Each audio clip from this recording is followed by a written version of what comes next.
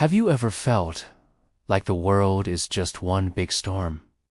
One minute, the sun is shining, and the next, dark clouds roll in, the wind howls, and you're caught in a downpour of worries, fears, and troubles. It can feel overwhelming, like you're a small boat being tossed around by massive waves with no land in sight. It's in these moments that we often ask, where can I find peace? Is it even possible? Jesus knew we would face these storms. In fact, right before he faced his greatest trial, the cross, he had a very important conversation with his disciples. He knew they were about to face the biggest storm of their lives.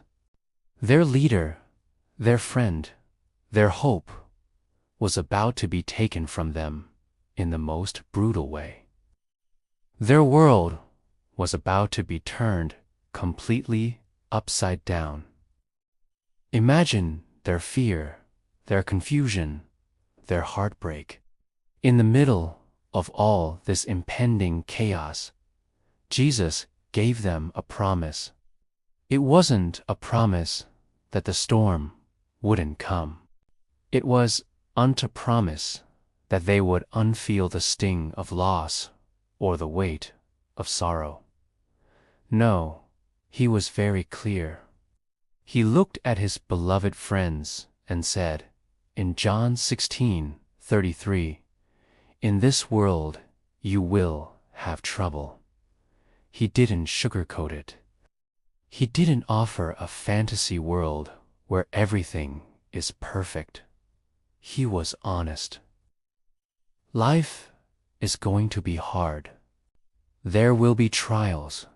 There will be tribulations. There will be moments that test your faith to its very core. He acknowledged the reality of our pain and our struggles. But that's not where he stopped. That's the crucial part. After acknowledging the trouble, he gives the ultimate anchor, the unshakable hope.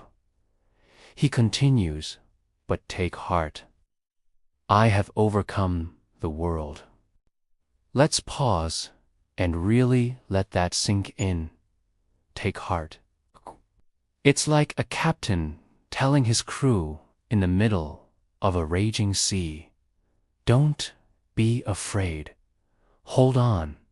And why? Why should we take heart when the waves are crashing over the deck? Because of the second part of his promise, I have overcome the world. He wasn't just talking about his future resurrection. He was declaring a victory that was already won.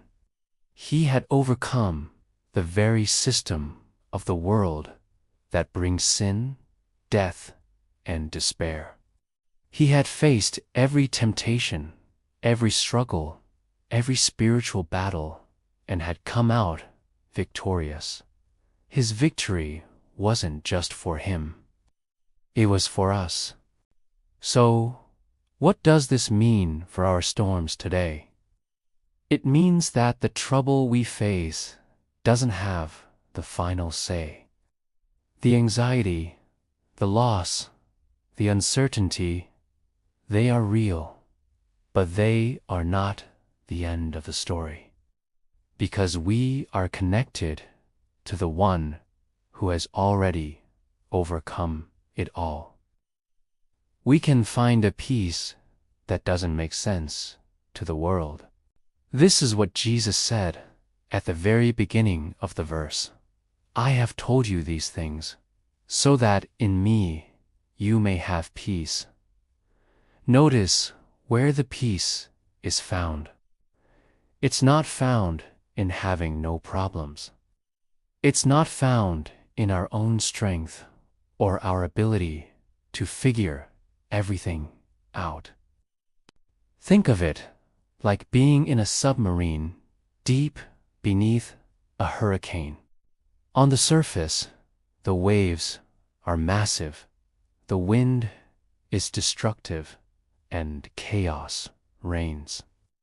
But deep below, in the submarine, it is calm and secure. The storm is still happening, but you are protected from its power. Being in Christ is like being in that submarine.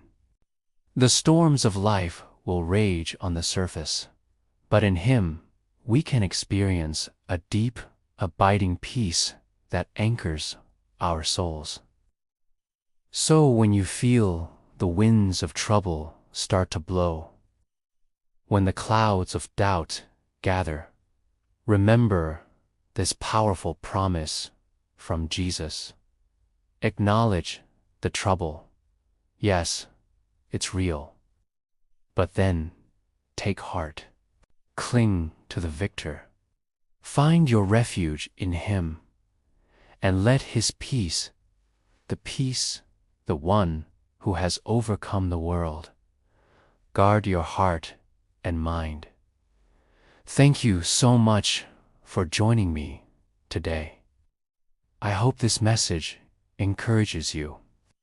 If it did, please consider liking this video and subscribing to the channel for more stories of hope. Go in peace.